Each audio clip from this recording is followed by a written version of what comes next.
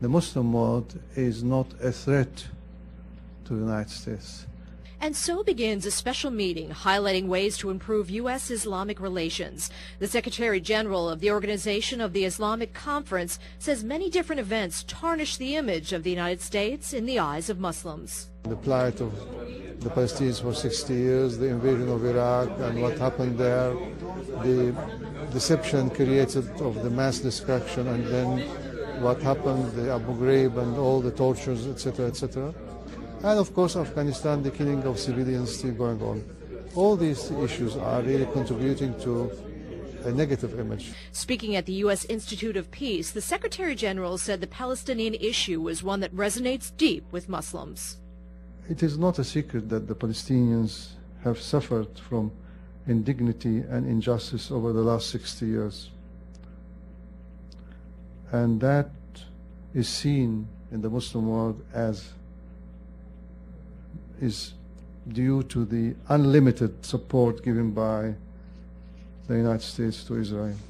But the issue goes both ways. Citizens of the United States often have their own fears and concerns about Muslims. That the Muslim world is homogeneous. People think the same, act the same, have similar culture. Just because Islam is the uniting religion, that every Muslim is the same. The Secretary General says 9/11 played a role, adding stress to U.S. Islamic relations. But he says the prejudice started long before that. One example, the 1995 bombing of the Federal Building in Oklahoma City.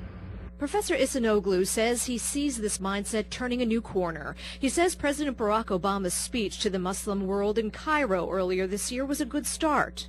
The attempt of President Obama to correct this image is a genuine beginning, and it should really transform to realities. The OIC is probably one of the most important groups that Obama and his administration can engage with to make real impact on the ground. But he says this new partnership with the U.S. has to be built on mutual respect and mutual interest. The Secretary General said if two groups can't respect each other, the relationship will end in shambles. He says if you don't have a mutual interest, then both groups are in even more trouble. He says both have to find the balance to keep the peace.